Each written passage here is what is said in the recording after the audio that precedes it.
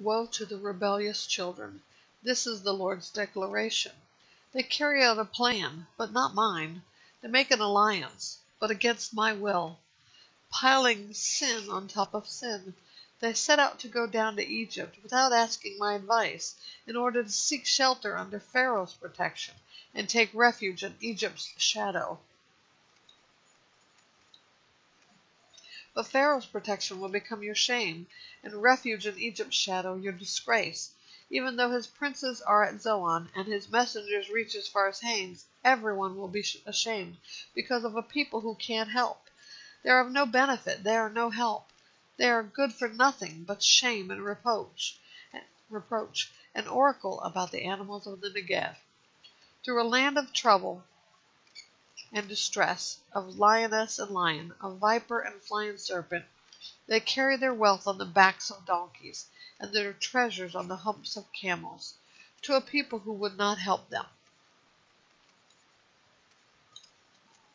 Egypt's help is completely worthless, therefore I call her, Rahab, who just sits.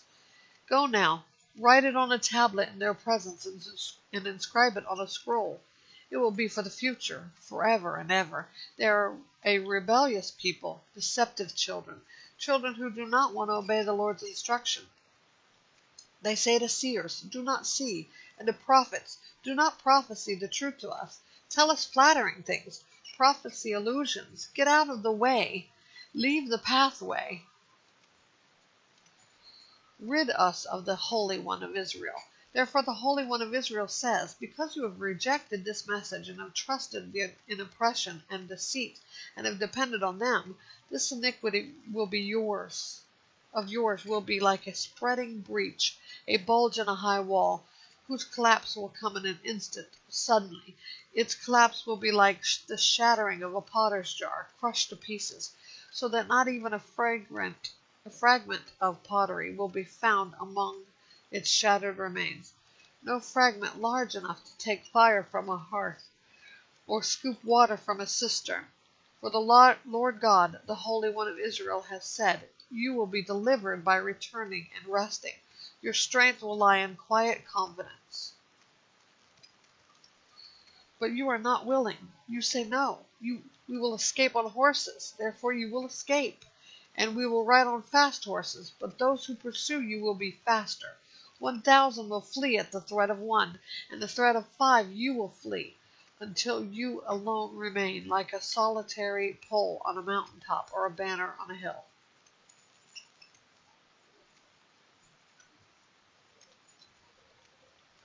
Therefore the Lord is waiting to show you mercy, and is rising up to show you compassion. For the Lord is a just God. All who wait patiently for him are happy. For you will live on Zion in Jerusalem, and will never cry again. He will show favor to you at the sound of your cry. When he hears, he will answer you. The Lord will give you meager bread and water during oppression, but your teacher will not hide himself any longer. Your eyes will see your teacher, and whenever you turn to the right or to the left, your ears will hear this command behind you. This is the way, walk in it.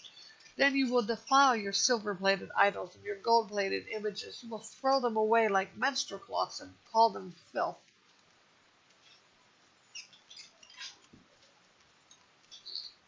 Then he will send rain for your seed that you have sown in the ground, and the food, the produce of the ground, will be rich and plentiful. On that day your cattle will graze in open pastures. The oxen and donkeys will work the ground, will eat salted fodder scattered with winnowing shovel and fork. Streams flowing with water will be on every high mountain and every raised hill on the day of great slaughter when the towers fall. The moonlight will be as bright as the sunlight, and the sunlight will be 7 times brighter, like the light of 7 days. And on the day that the Lord bandages his people's injuries and heals the wounds he has inflicted.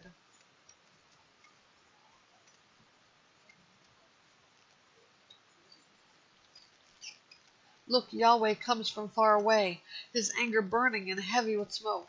His lips are full of fury, and his tongue is like a consuming fire. His breath is like an overflowing torrent that rises to the neck.